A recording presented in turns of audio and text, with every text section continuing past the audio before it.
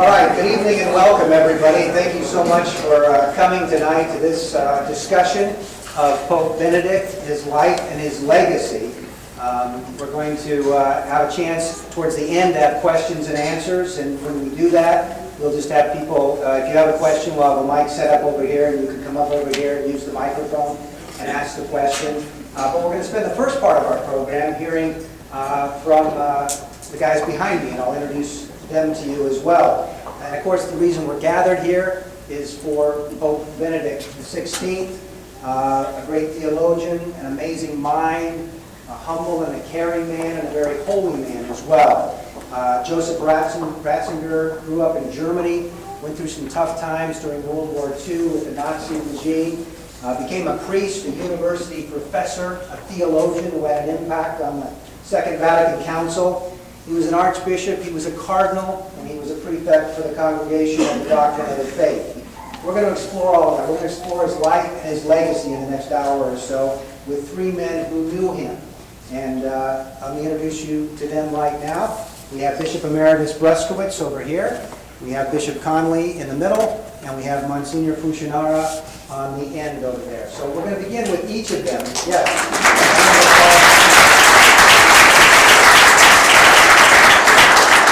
We're going to let each of them share some of their memories about him. Each one of these men knew him. And we're going to begin a little bit with Bishop Conley. And Bishop Conley described Pope Benedict as a hero and a father figure to him. Of course, Pope Benedict named Bishop Conley as a bishop in 2008 as an auxiliary bishop in Denver. And then it was also Pope Benedict who appointed Bishop Conley as the 9th bishop of the Diocese of Lincoln in 2012. From 1996 to 2006, Bishop Conley collaborated with then Cardinal Joseph Ratzinger as a Vatican official in the Roman Curia, serving in the Congregation for Bishops. Cardinal Ratzinger at that time was the prefect for the Congregation for the Doctrine of the Faith, and the two congregations would at times work together on important issues for the Church. Pope Benedict, according to Bishop Conley, was a holy mentor and an intellectual giant. And Pope Benedict once said that one who has hope lives differently. So maybe start off by talking about the difference that Pope Benedict made for you. Well, as you mentioned, Dennis, personally, he's the reason I'm a bishop. I mean, God is the reason I'm a bishop. But he was the Pope at the time that chose me in 2008 to first go to Denver as auxiliary bishop, and then again, 4.5 years later, transferred me here to Lincoln. So you can blame him if you wish, so there's a personal connection there. But even before that, like Dennis was saying, even as a young Catholic, I became a Catholic in the mid-70s, and as a young priest, and then particularly when I went to Rome to work in the Vatican in 1996 to 2006. He was always somebody, like I said in the hobbies, it's always somebody kind of in the background, because obviously for my generation, and I see some of you who are about my age here, I think, it was John Paul II, right? I mean, 27 years, most of our adult lifetime. But it seemed like the Benedict was always there in the background, because he was his first lieutenant as the prefect for the Congregation of the Doctrine of the Faith, and he was, both of them had a lot in common. Both, lived through the Second World War, different countries. Both were really important, pivotal figures during the Second Vatican Council. Both were scholars. One was a philosopher, the other theologian. And so, as a figure, before I ever met him, he was someone who loomed large. But it wasn't until I really got to Rome and worked and got to see him in action. And, you can tell lots of stories about those years. And Monsignor Fucinaro and Bishop Bruskowitz will tell a few anecdotal stories. But I just remember working with him and seeing him in action. One story I'll tell, and I thought about it just recently because the cardinal who celebrated the Mass, the funeral Mass for Pope Benedict was a cardinal by the name of Giovanni Battista Re. He's an Italian from Brescia. He was my boss for the last 5 years I worked in the Vatican. Now he's the dean of the College of Cardinals, so he is the one who celebrated not only the Mass of burial for Pope Benedict, Pope Francis was presiding and preached, but also for Cardinal Pell, who is another great friend of ours and another giant of the faith who just died and who will be buried. His Mass will be celebrated on Saturday, and he's the former Archbishop of Sydney, Australia, and we kind of know his story a little bit. Another wonderful friend of ours, and I tell that story because Cardinal Ray is going to celebrate his funeral Mass on Saturday morning. And so, that's a person I worked with every day for 5 years. And it reminded me of and this little story about how during the late 90s, there was a problem and when I came to work in the Vatican, one of the areas, we were divided up geographically and by languages. And so I was part of the English section of the Congregation of Bishops, and I was given the Australian desk, and part of Canada and part of the United States. And I followed about 130 dioceses around the world, and with the preparation for the naming of a new bishop in all those dioceses, when the bishop would die, etc. But also in that capacity, we would also deal with other problems and concerns and challenges in different countries. And one of them, what happened in the late 90s, general absolution. You know what general absolution is? It was really rampant in the country of Australia. And so the Pope, John Paul II at the time, called all the bishops in Australia to Rome. There were 28 dioceses in Australia. And all those bishops came to Rome, and there were 6 dicasteries or 6 congregations that met with all the bishops. Congregation for Divine Worship was also involved, CDF bishops, and several others, and basically trying to call them back, because nobody's going to confession in Australia. They're all, getting general absolution. No more confessions, gone. And so that's not good, And so they came to Rome, and they all came. It's really unusual. And the meetings took place in the doctrine of the faith. And we were there sort of as lowly officials, making sure the water glasses were full and all that kind of thing, and running errands back and forth. But got to see a little bit of a glimpse of him, because he was conducting these meetings. And he would listen to everyone, all the arguments, all the justifications, and each one, and he would remember everything they said. And they would finally come back around the table to him, and he would synthesize and summarize it, and very beautifully, clearly explain to them, this has to stop. But he did it in such a beautifully persuasive way, and that after it was all over, everybody was just sort of like nodding their heads, And it was like a conductor of a symphony, and all the different parts and all the instruments were out of tune. And he kind of brought them all back into tune. And the result was, after it was all over, we kind of came up with this statement of conclusions. Monsignor Fucinaro means that, a famous statement of conclusions. They signed off on it, the Holy See signed off on it, and it pretty much put an end to general absolution, except for a few outliers, which eventually came on board later on. But I tell that story because, a lot of people portray him as this sort of cold doctrinal enforcer, God's Rottweiler. That's what he's been called, or the Panzer Cardinal. And he was not like that at all. He was very gentle, very soft-spoken, clear, decisive, yes, but he was very gentle, and he just won people over. And I think that, as I mentioned, we were in the piazza when the white smoke, we were actually in our offices when the white smoke went out, and we all ran out into the piazza. And, and we kind of really didn't think it was possible, because there'd been so much bad press about him, that he would be elected Pope.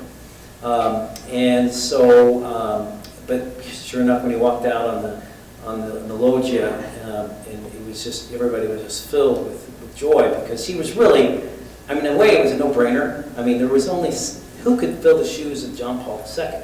Who's close to that stature? And he was, the Holy Spirit, raised him up. But I remember that thinking about and hearing stories about, it was really his personality and his holiness and his temperament and his gentleness that kind of won the favor of all the cardinals, some of whom had never met him before when they came to the conclave in 2005. And he remembered their names, he spoke, he was a great linguist, you know, he was a polyglot, he could speak all these different languages, and he, I'm sure, spoke to them in their own language, remembered their names because he had, you know, a hard drive that didn't fail ever, and I'm sure that just his personality said, this, you know, here's someone who loves me and who would be a great leader, and that's why I think part of the reason why, you know, he was elected Pope in 2005. But like I said, those are kind of two little stories that I think dispel sort of the misconceptions of who he was as a man. But he, you know, he was truly a holy man, and some described him as the Mozart of theology. You know, he, you know, like I say, a linguist. He was a concert pianist. He was a world-class pianist. So he was really kind of, I think, in our time, maybe one of the last truly Renaissance men.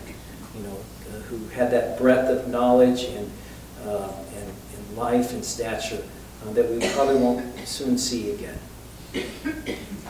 Dennis? Yes. Did I go too long? Nope. Right on time, as always. Thank you, Your Excellency. It's funny how that happened. Bishop Emeritus Fabian Bruskowitz calls Pope Benedict a great man and a great theologian, and he's honored to know him. Bishop Bruskewitz first met Joseph Ratzinger in the last session of the Second Vatican Council in 1965. They were friends for many years, had many conversations, many of them on the theological level. Wouldn't you like to have been a fly in that room?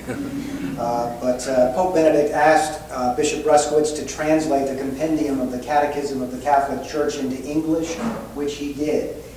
Pope Benedict, according to Bishop Bruskowitz, was an incredibly important person in the history of the Church. So, Bishop Bruskowitz. Thank you very much. Yes, I could go all night, but we don't want to do that because Bishop once was preaching and said, my watch is broken. Someone got the time and someone shouted, there's a calendar on the wall. You have to be cautious about how you deal with books. Actually, there are many different interactions I had.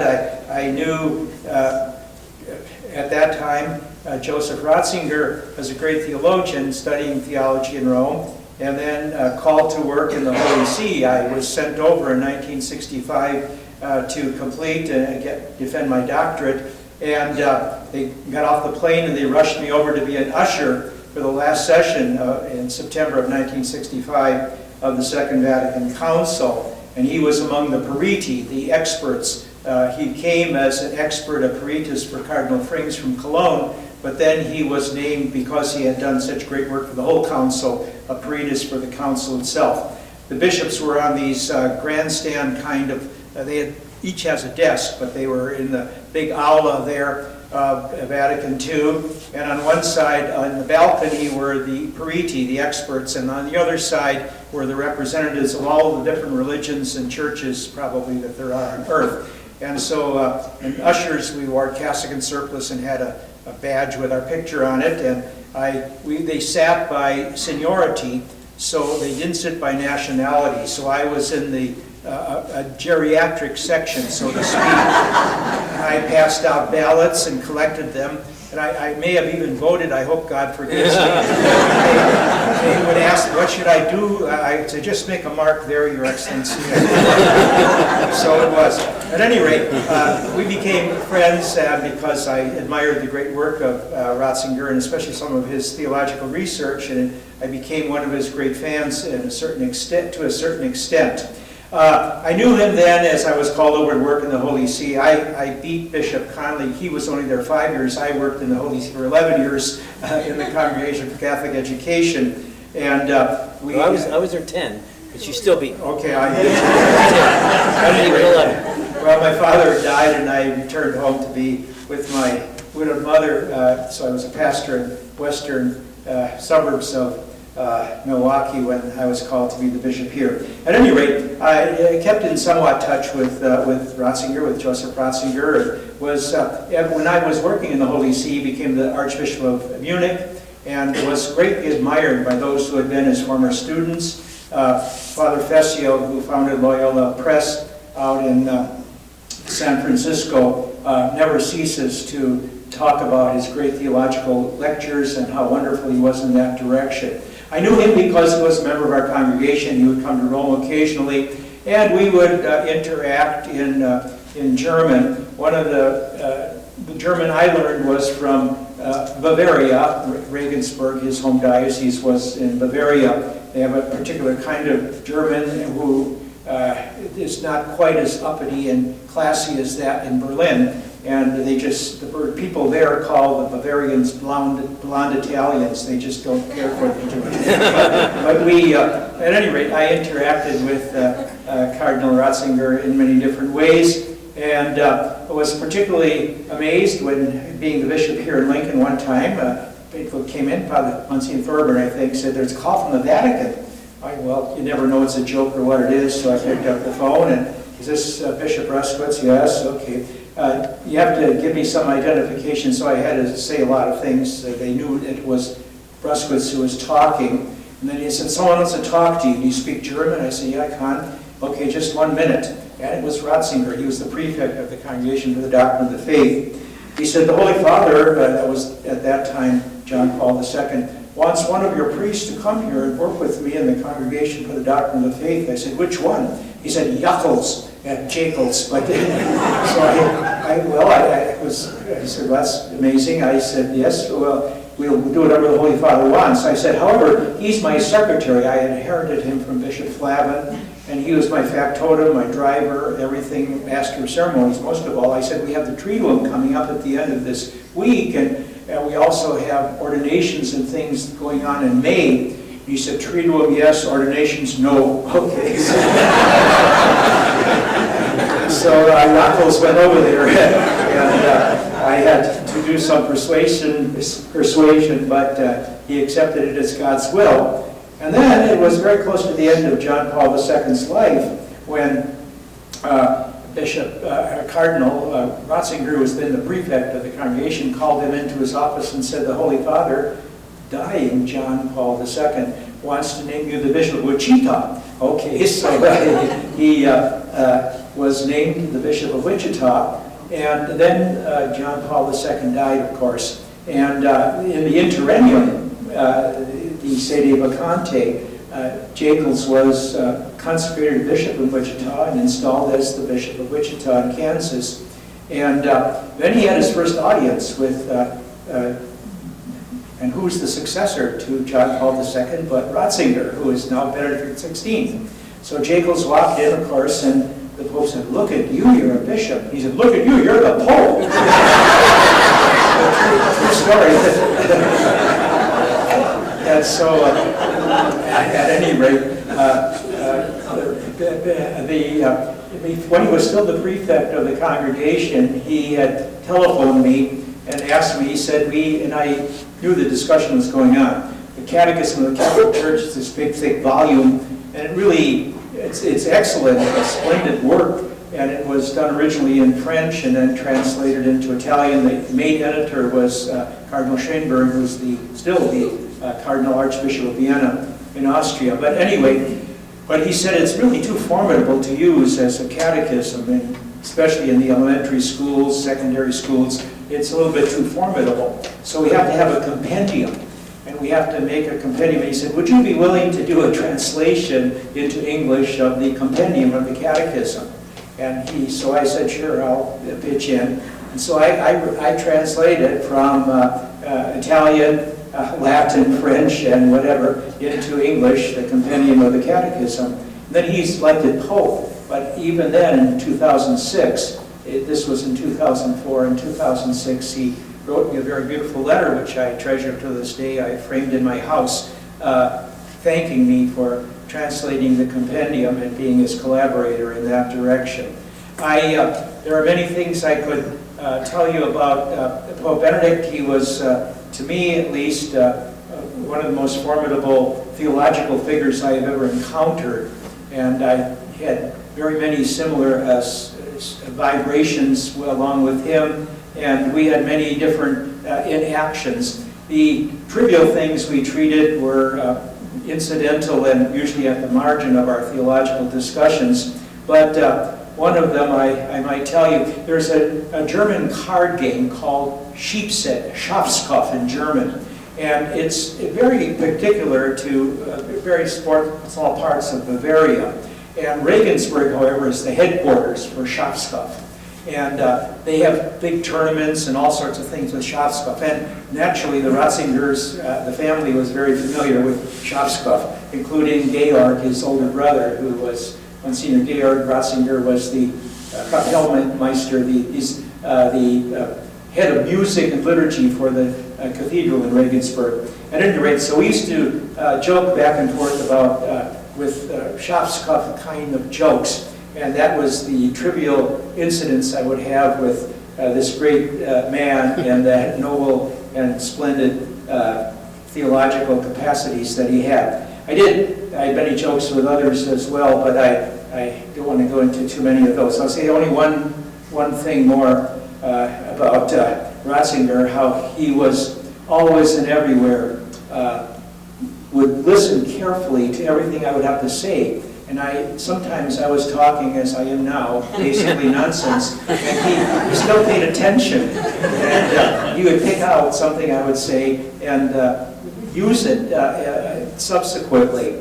One time I was telling him about some fake stuff going on in the United States, and I said they were making Potemkin villages.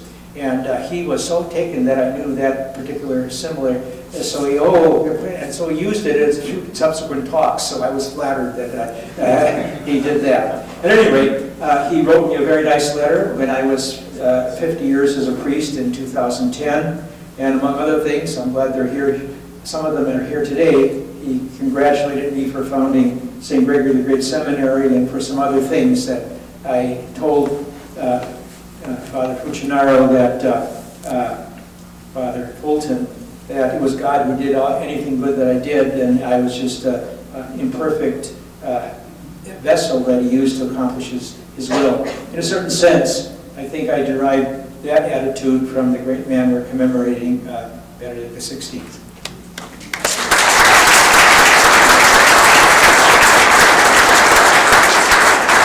Thank you, Your Excellency. Monsignor Thomas Fucinaro is the pastor of the Cathedral of the Risen Christ. He spent 25 years of service to the Holy See as an official in the Vatican Congregation for Divine Worship and the Discipline of the Sacraments. He first met then Cardinal Ratzinger in New York, where he had come to give a lecture, and he was with him in numerous meetings while working in Rome. And of Pope Benedict, Monsignor Fucinaro said he set out to lay a new and robust theological foundation for all matters of church life, both to catechize the Christian faithful and to evangelize the modern according to the authentic version of the Second Vatican Council. So, Monsignor. Thank you. I might say everything that could be said has been said. It's just that not everyone has said it yet. So take off on that count. But maybe to say it this way, two real qualities, vision and listening. And we think of that, as the bishop said in his homily, faith-seeking understanding. That's it. And Cardinal Ratzinger, Pope Benedict, that vision, that permeated everything. Then you combine it with being a great theologian, really beginning with listening. And that's what made him the man that he was for all of those years. And think of it this way, the old-timers amongst us will recall, we didn't have, even in the United States of America, we didn't have Catholic publications that amounted to anything with regard to reach. Magnificat reaches hundreds of thousands of people. I think it might be over 1 million now in its reach. We have so many others, we almost take them for granted, Word on Fire and Ascension and so many of these different presses. But I remember in the day, I think we're talking about 1983, when this book came out called the Ratzinger Report. And it was this just mind-blowing series of questions and answers with the journalist Vittorio Missori. And Cardinal Ratzinger just sat down and got translated into some incredible number of languages, and it created Father Joseph Fessio's press, Ignatius Press, and I think it was his third book. It just began this whole kind of explosion, but it was really Cardinal Ratzinger at the time and that vision that really set things on fire. And this then keeps developing and snowballing in the best sense into something truly beautiful. I mean, I'll tell you a very funny thing. Early on when we were working in the Holy See, one of my friends brought, so actually that book, somebody had created coffee cups that had the Cardinal Joseph Ratzinger fan club back in the 80s. And one of my friends presented him with one of these. And it's exactly, again, others have said it better than me, but this kind of blushing shyness that anyone should be interested in drinking coffee from a cup with his image on it. But this sort of sense that if you asked anyone in the world to name, off the top of their head a cardinal, probably even Americans, before they'd name a single American, they would have named Ratzinger. And that was this kind of prominence of his person. And I think there was this sort of sense of maybe a bit of envy amongst almost every level of church life, because he could put together so much and so fast and do it so charitably, truth and charity, in his handling of all of this information. John Paul II recognizes it. It's 1982. He arrives to the service of the Holy See as prefect, and really the imprint then of the rest of the pontificate of John Paul II takes shape. And you can look, actually what I was doing earlier, I wrote an article for the Southern Nebraska Register, so you can see much of it there. But he takes, look at the list of his encyclicals. Now, we're not talking Ratzinger's or Pope Benedict's. Look at John Paul II's encyclicals from 1982. It is tour de force of every sort of element of church life laid out and removing the kind of admixture of error, the sort of, can we say it in quotation marks, the spirit of the council that went and brought things into a different, I'd say, destructive direction, and then realigned them correctly, maybe most of all with regard to matters like dogmatic theology, liturgy, and maybe most of all, at least in the immediacy of ordinary life, moral theology and questions about the sanctity of all human life from the moment of conception to natural death. And he was dealing with all of those things already from those years, really 1982 to 2005. He tries to resign 2 times in the midst of it to become, a kind of more suited category for himself. But to Pope St. John Paul II's credit, he said, thanks for sharing, but no, you must stay. You must accompany me to the end. And he does. And that also to Pope Benedict's credit. All right, actually I said that in the article, that one of the great things about his passing, if we could say one thing at this moment, is we no longer have to refer to him as Emeritus.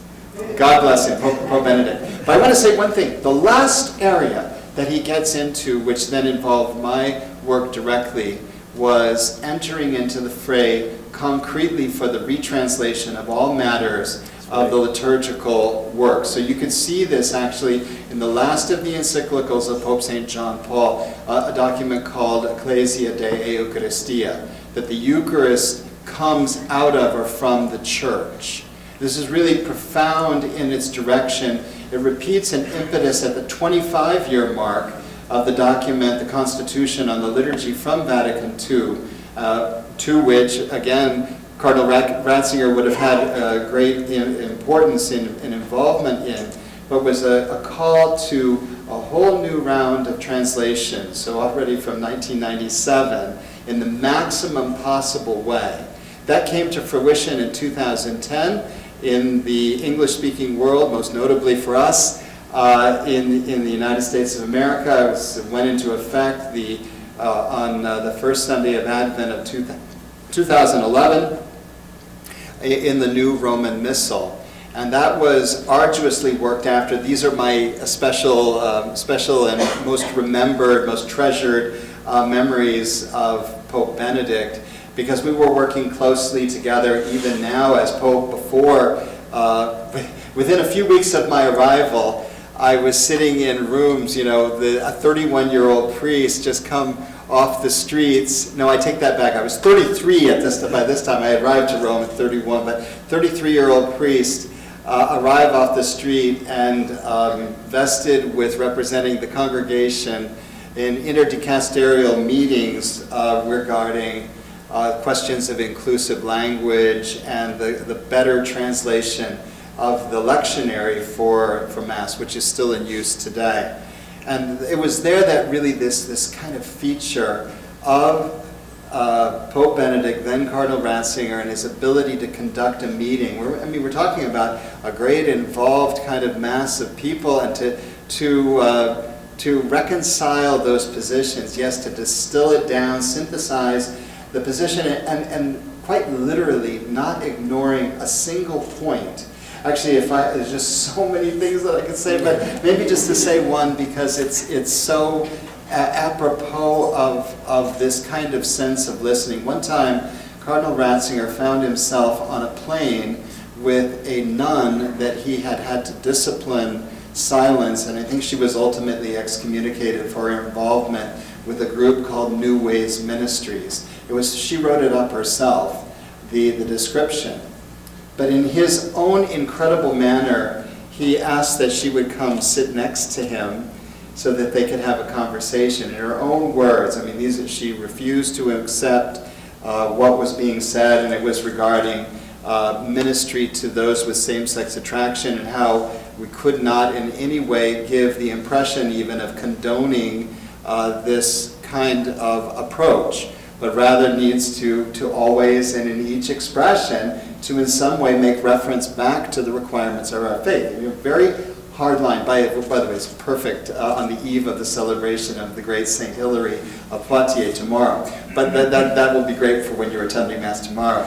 She in her own way, Sister Janine Gramick was her name, she mentions this. This left such an impression of his charity, of his kindness, of his listening upon her, that this is just so remarkable. The rest I'll leave to what you'll see in the Southern Nebraska Register, including my handing over to the Holy Father 2 bottles of wine that Bishop Conley had helped me to procure from one of his vintner friends. He has all the contacts in wine country. But to pass these on to the Holy Father, and then his most incredible of responses. Thank you very much. It's great to see you all. Let it be an occasion to especially pray for Pope Benedict and pray for Holy Mother Church.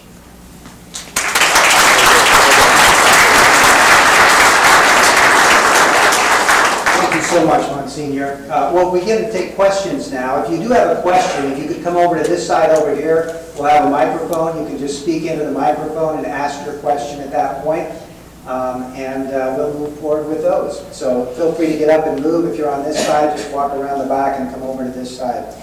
I'm going to start off the questions. We've already found out that you can't really talk about Pope Benedict without talking about Pope John Paul II.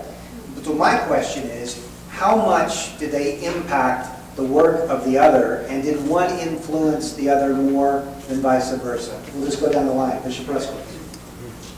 Oh, I think that they influenced each other a great deal. Of course, the second language of John Paul II was German. He wrote his second doctoral dissertation in German. His first was in Polish on St. Paul of the Cross. His second doctoral dissertation was on Schleyer.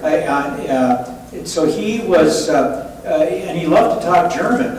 Oftentimes when I would visit he was probably the pontiff I was closest to, St. John Paul II, he would start talking German. I'd say, it's better English sprechen, Heilige Vater. It's better to speak English, Holy Father. And then he'd really talk German. So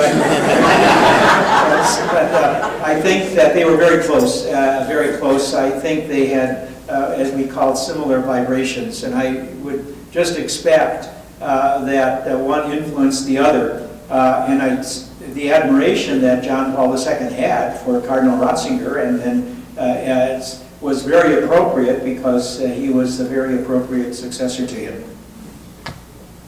Yeah, I would agree. I mean, it's like I said in the homily, it's like two sides of one coin. Very different, both of them, but very complementary. You know, John Paul II was a philosopher and kind of a big vision guy that was, you know, calling people to, you know, to greater things. Pope Benedict, you know, was this very precise, you know, very clear-thinking theologian that kind of provided all the theological foundations for what John Paul II was doing on the great grand stage. And I know that towards the end of the pontificate of John Paul II, and it was probably, I can't remember exactly when it was, but he named Cardinal Ratzinger to be the dean. And then as he was failing in his last, certainly his last 6 months, but probably the last year or so, he was handing more and more over to Cardinal Ratzinger.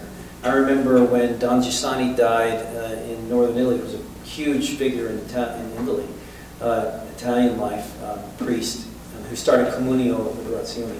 It was Cardinal Ratzinger that went up to say the funeral, and it was nationally televised. So there was this wonderful complementarity between the two of them, which almost like they were thinking, you know, they could finish each other's sentences. And yet, you know, there was, at the same time, you know, he was charged with a duty, and and it was sometimes very difficult. It's like good cop, bad cop, in a certain sense. John Paul II was the good cop who was out, you know, John Paul II, bigger than life, but then he had to implement some of these things he was teaching, and so it took somebody like Cardinal Ratzinger to, you know, implement what he was teaching. And he had to call in people. He was a discipliner. There was a whole section in the congregation document called the discipline section. And that's the section you don't want to get a call from that section, because that means, you know, you're kind of on the bad list. And so he needed somebody like that to be able to do that in such a beautiful way. So I think the complementarity and the influence of both of them was just so beautiful. Yeah, I agree. There's really nothing more to be said there, but I think I must say it. No, I think there's the imprint of both on the other is quite profound.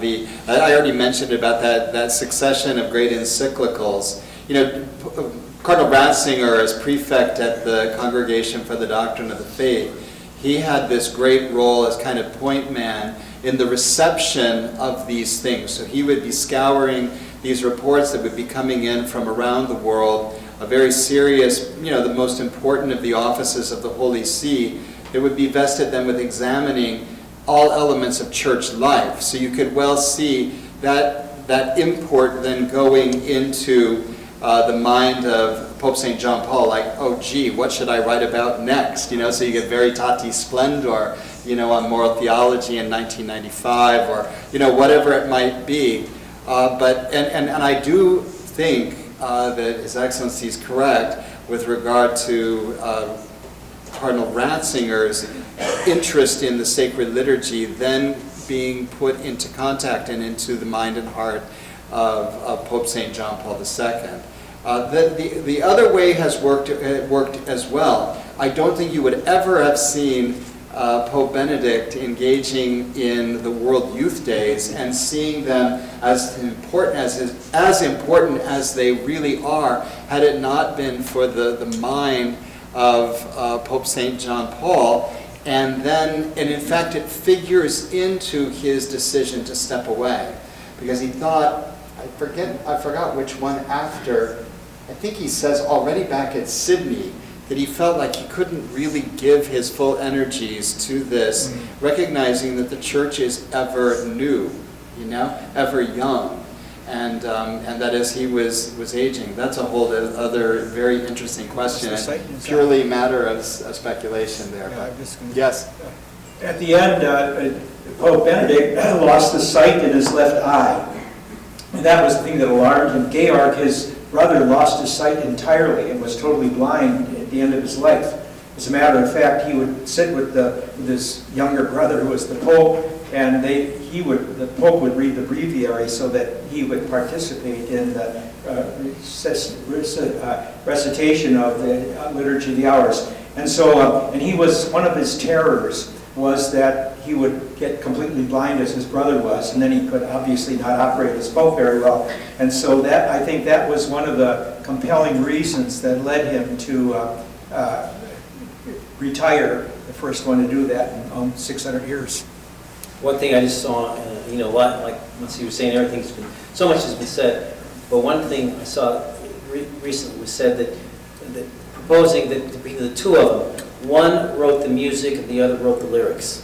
Yeah, that's good. Very good. Very good. Again, if you have questions, feel free to come up, or if you can't make it up or don't want to make the walk, just raise your hand and we'll try to get the microphone to you.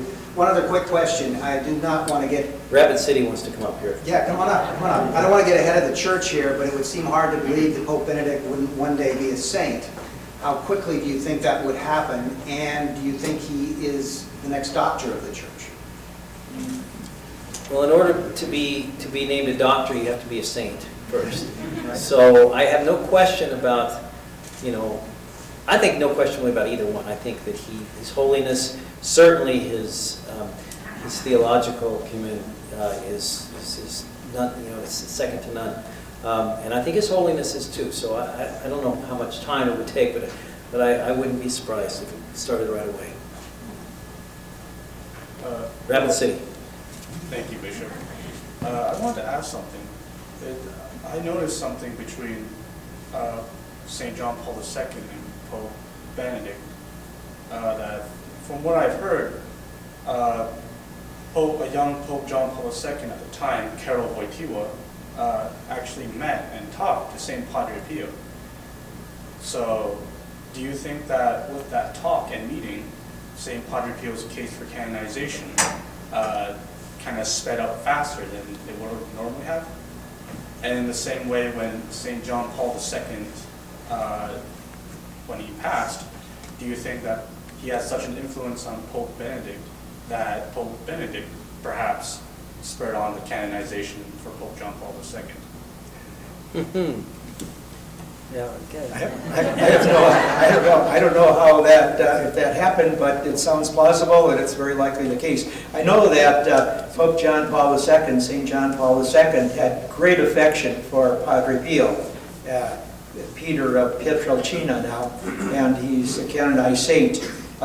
He was very enamored of him and visited him several times, even after he was the Pope. And so I would put a lot of credit in that plausibility, but whether it happened, I have no idea. I certainly know that I was surprised when I was at the funeral of John Paul II, of course, and they had the big sign out. It said, Santo Subito, saint immediately, and they had a similar sign out for Benedict, so maybe some people will be promoting his cause for sanctity along the way. He was, sometimes people are a little too anxious, we have to be patient. When I worked in the Holy See one time, there was a delegation of people from Lafayette, Louisiana, and they wanted to have their bishop canonized, but he was still living. And they said, no, we can't arrange that right at this time. I could say just one little thing about that. It's in the symmetry of it all. Pope Benedict, Cardinal Ratzinger, would have sat in the congregation for the causes of saints. And I think he sat on that from almost inception, and I think also from honor of the role of the prefect of the congregation for the doctrine of the faith. And so he certainly would have been present at the proceedings for both. First as prefect, and then secondly as pope, which is largely a role of determining whether beyond any reasonable doubt, that there has been a miracle that has taken place, first for beatification and second for canonization, which both of them had. Interestingly, though, it was on February 11th, 2013, at a meeting of the Congregation for Causes of Saints that Pope Benedict announced he was resigning. And it's kind of an interesting feature which blew these cardinals away, because they were just expecting that the Pope was going to say something very intelligent about whoever the saints were, or the saints to be were on the docket. And if you see the video, by the way, it's a pretty cool video. You have these cardinals kind of going like this, leaning in to understand that this was what he had just said. Amazing. And it was in Latin that he was You're speaking. speaking in Latin, yes. Thank you. Thank you. Thank you. Don. Hi, everybody. My name's Don Costello. Most of you don't know me, but you knew my wife, Mary Costello, who wrote for the Register so many years. And I just want to salute and say how proud we are to have such three distinguished gentlemen working in the one diocese.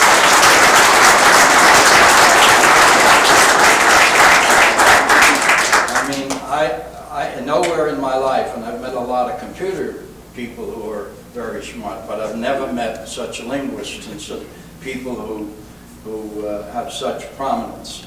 I first met Bishop Bruskowitz when his first day that he was here in Cathedral, and he was from. I have mentioned to him that I taught at Oshkosh, and he knew exactly where I was, and he knew the priest that was at Oshkosh that was there. And then I just can't praise them enough, and give them another hand, because they're.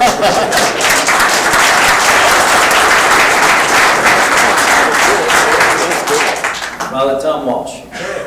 Well, my question is, if you know anything about Pope Benedict's, is something about in relation to a public Eucharistic adoration, and you might say something about John Paul II if you want, but what, you can talk about him in the Mass, but about public Eucharistic adoration for children, all ages, and so on.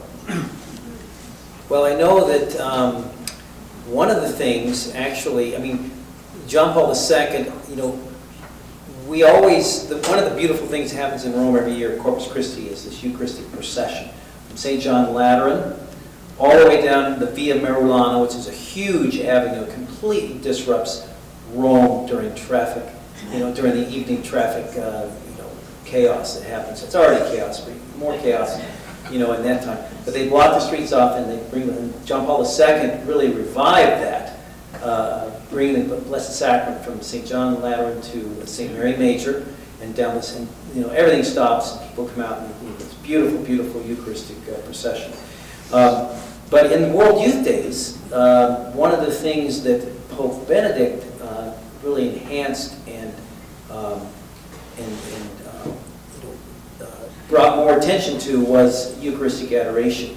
And I remember being at World Youth Day, and some of you maybe were there in Madrid. Some of the Lincoln people might have been there. But in Madrid, there was Saturday night, it was always Saturday night was the vigil, and then Sunday was the big, huge World Youth Day Mass, where hundreds of thousands, sometimes millions, would come to Mass. But Saturday night was this Eucharistic vigil of adoration, and there was a storm that came into Madrid, and it was a whirling, wind and rain, almost like horizontal rain. And I just remember having this image of Pope Benedict kneeling in front of the Blessed Sacrament during that whole time for like an hour, just fixed on his gaze on the Eucharist. And people were running for cover, and it was just crazy. Somebody thought it was a tornado coming through, but he didn't move, didn't budge.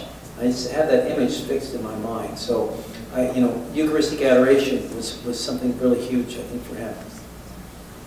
I could just say one quick word. Where'd Father go? Right back, he's back there. Okay, yeah, just to say, go back here, or one thing in particular, the last encyclical of John Paul II, Pope St. John Paul, is that Ecclesia Dei Eucharistia. I think it's paragraph 10.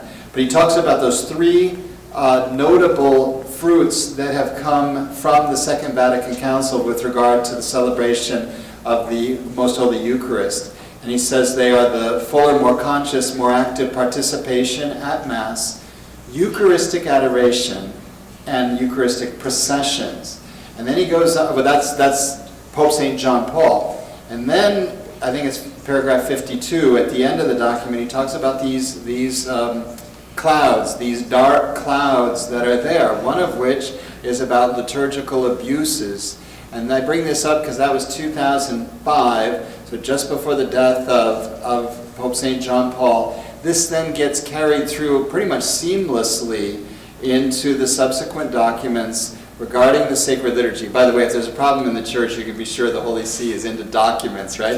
But that's our effort at a response to try to respond in these ways, and in relieving especially those kinds of questions, abuses, so that the purity of the council, this regarding the liturgy, could be sustained. And one of those was with regard to public adoration of the Eucharist. You mentioned, and it's been mentioned several times, the last encyclical of Pope John Paul II, St. John Paul II, was Ecclesia de Eucharistia. He was kind enough to send me a copy, the original copy of that encyclical with his signature, seal, all the rest of it, and he told me, please keep it at the Pink Sisters in your diocese. So if you go into the vestibule of the Pink Sisters, you'll see it there. And it was at his direction that I didn't ask for it and was dumbfounded by getting it, but still I pray now for his intercession for the Pink Sisters and for all of us. Thanks be to God. Yeah, one comment about that, one of the things too, in addition to the Congregation of Divine Worship, where Monsignor Fucinaro worked, and the discipline of the sacraments, a lot of the complaints about the desecration of the Eucharist, about liturgical aberrations, first come to CDF, to Congregation Doctrine of Faith, or Ratzinger. So all those years he was the prefect, he saw all these things happening throughout the world, liturgical aberrations and things like that. So I'm sure that also colored his mind as far as how do we get back to reverence for the Eucharist. Oh, maybe she's going to talk about Christianity. So were you going to tell the story about your... No, I was You not. should. Okay, ask the question, and then I think just very briefly... No. Can we press you into Just service? a short version of it. She's got a wonderful story. But first of all, your question. Okay, my question was if any of you had ever talked about what he and his family went through during Nazi occupation. I did. He was 15 years old, and he was drafted into the German army, and he didn't want to be in it because his father and the family were opposed to Nazism and to National Socialist propaganda and teaching. But he fired anti-aircraft things there in his village, just outside of Regensburg, and he was, for a while, he was in a prisoner of war camp after the war, an American prisoner of war camp. So he did have those experiences as well. Thought of that precisely when I was with him one time at the White House when he was invited to, and I thought to myself, there he was, a prisoner of war camp, and now he's having breakfast with the president. I think very briefly you should tell the story because he's the reason why you guys are in Lincoln. Just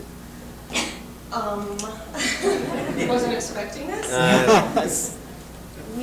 Our family moved to Rome for a few years after living in a number of dioceses. We started out in the Seattle Diocese. I was a new Catholic and saw all kinds of abuses, liturgical abuses, doctrinal abuses, and discovered the Ratzinger Report. So I said about that, that was incredible. That book was a lifesaver to us. So we read his book and realized that everything we suspected was not how it should be, was right.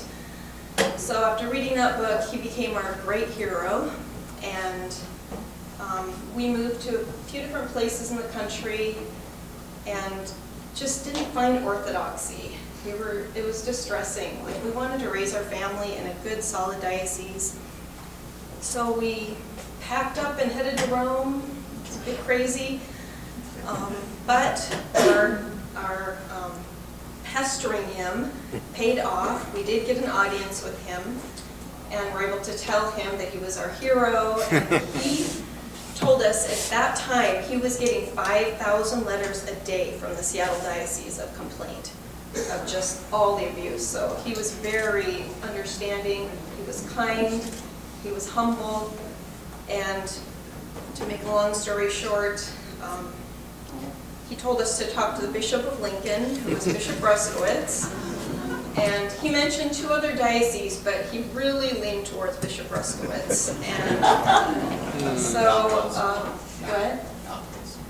Calculus, yeah. And so then, after a number of encounters with him and having our children blessed by him, and he told Bishop Jagels, who was Monsignor, I think at the time, Sure.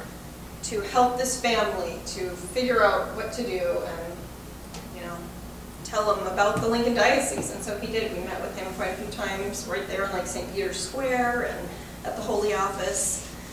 And he told us, he answered all my ridiculous questions about the climate of Nebraska.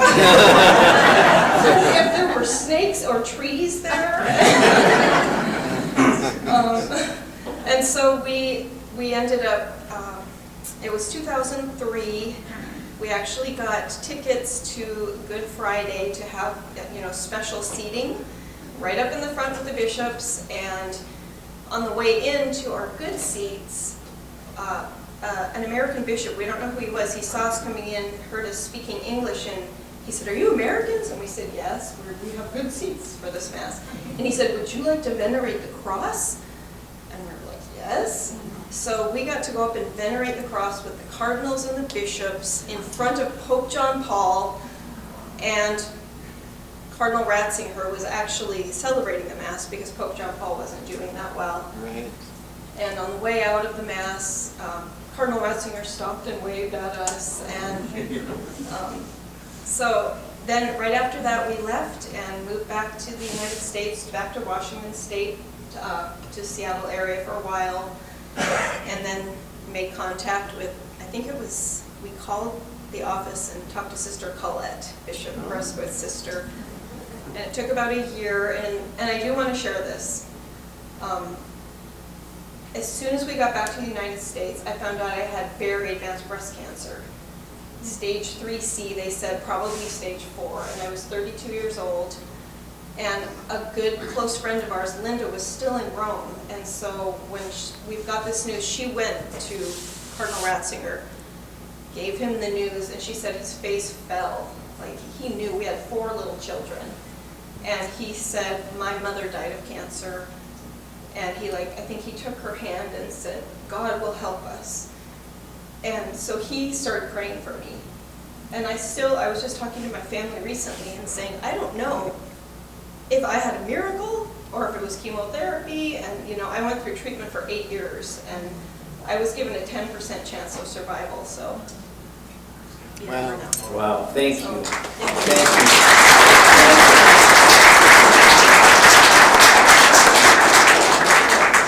Any other questions? Yep.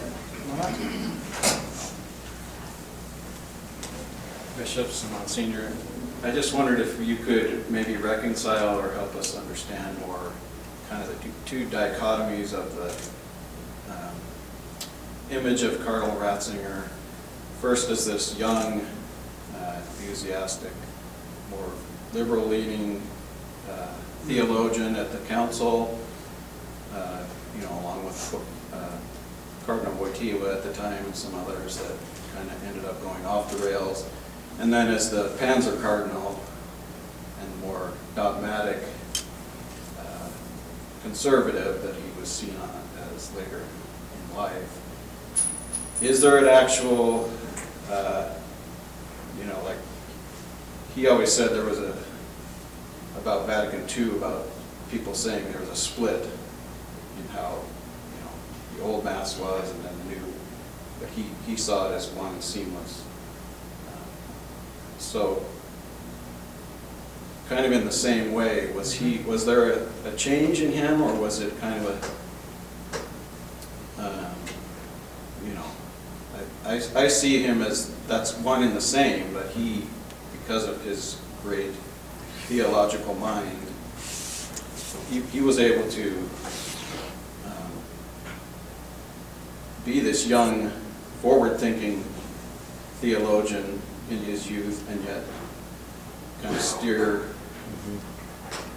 the ship, in his later vocation as the head of the Congregation of the Doctrine of the Faith. If you could just speak on that. Terry, there's probably be a whole book written on that. It's very, very good question, very interesting. He coined that phrase, the hermeneutic of continuity, as opposed to the hermeneutic of rupture. Now, hermeneutic means like the interpretation. So he saw the Second Vatican Council as this continuity, the continual development of tradition and faith all the way through.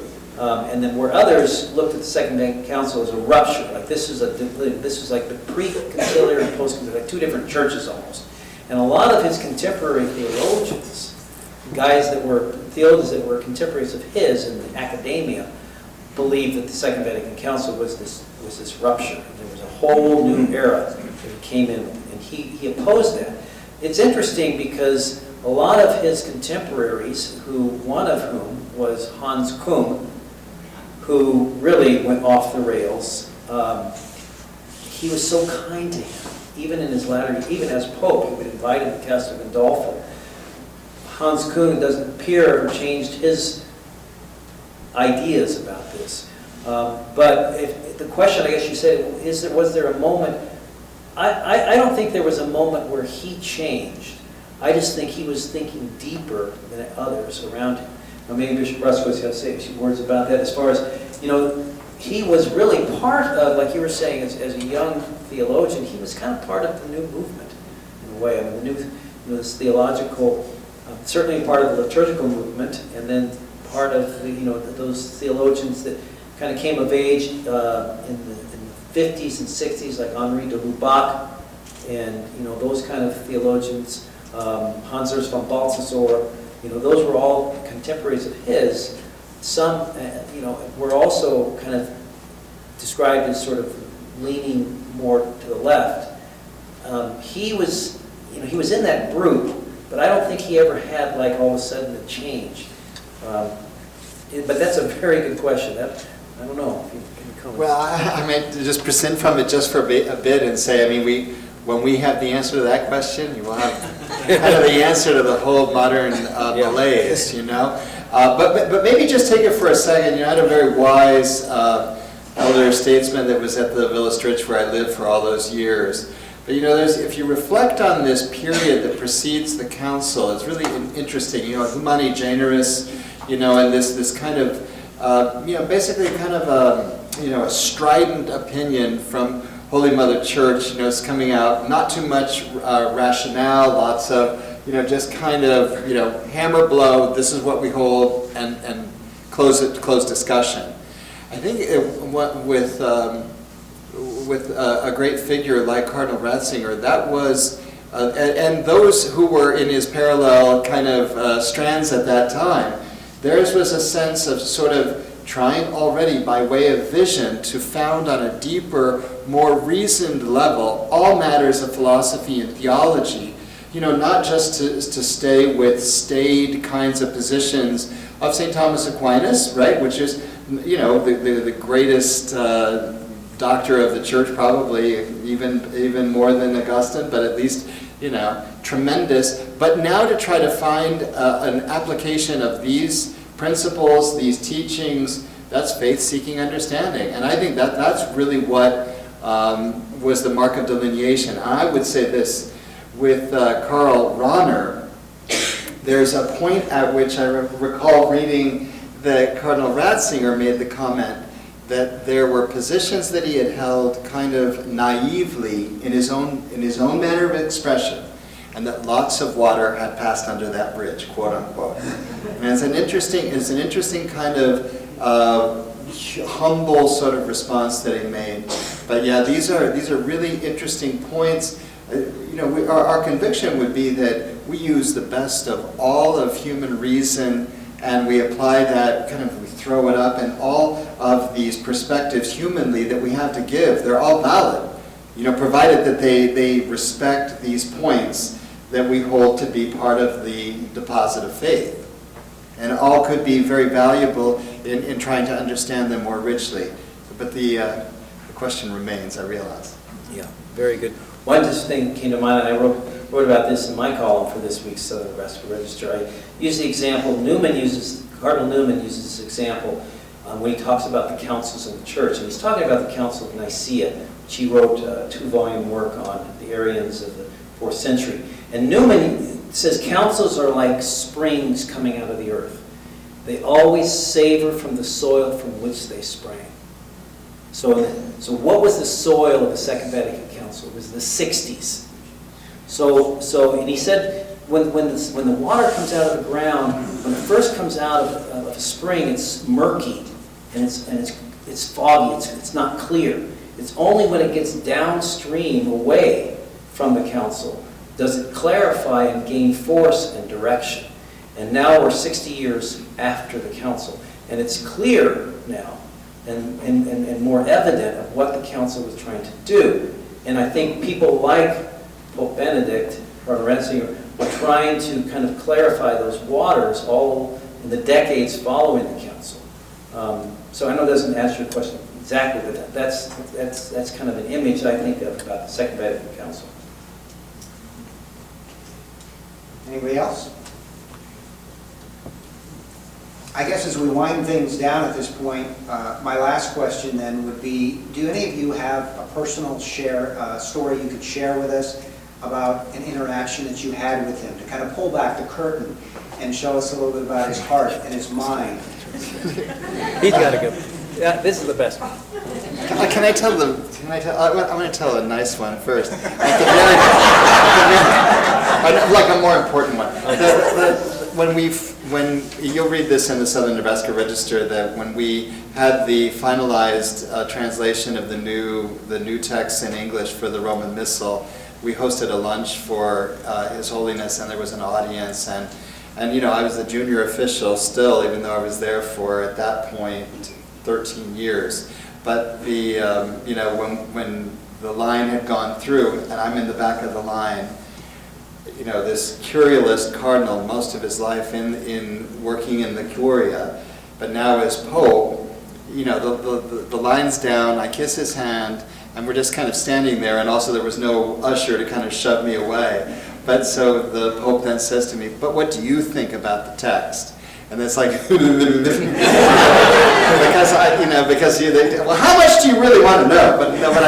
But I actually was able to say, no, there's no translation's absolutely perfect, but I think it's an excellent translation. And then the Holy Father just said a couple of other things. But my closest friend from the seminary days, who has a very fun name, Charlie Brown, who's now the papal nuncio to the Philippines, was working, you would have probably met him too, alongside Archbishop Jacobs. But one of our classmates from the seminary had come to visit, and I was leading him over to the Holy Office gate. And, by the way, Pope Benedict was absolutely rhythmic. You could predict what time. You could just show up in the middle of St. Peter's Square at approximately 8:17, and you'd see a man in a black cassock, and you'd realize that was the great Cardinal Ratzinger. And then at approximately 1:15, coming back to his apartment for lunch. But so we were awaiting the great Charlie Brown and Monsignor Charles Brown. But while we were at the gate, this was for Father Rooney's sake, Father Pilsner, Peter Pilsner. So we were waiting at the gate, and then this near celebrity, Cardinal Ratzinger, is exiting the gate at that moment. And so I said, "Oh, here, let me introduce you to Cardinal Ratzinger." So, Father Pilsner, this is Cardinal Ratzinger. We were both classmates of Charlie Brown. And without missing a beat, Cardinal Ratzinger says, "He's a good man." And I'm not making that up.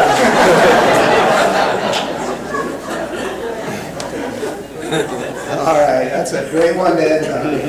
I want to just take a minute to say some thank yous. Thank you to Monsignor Fucinaro and to the Cathedral for the Risen Christ for hosting us tonight. Thank you.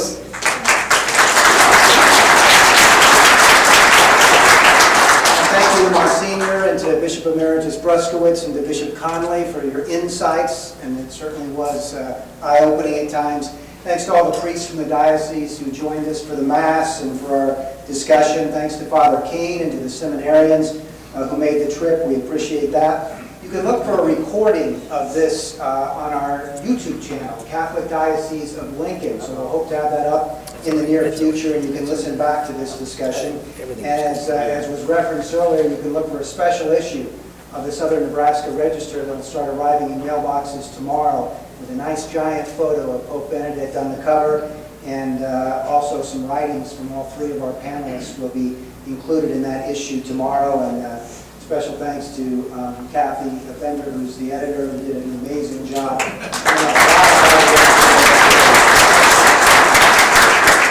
I think that wraps up our program. Thank you all for coming. We really appreciate it, and we should leave with a little bit of wisdom, I think, from Pope Benedict. So I'll leave you with my favorite quote from him.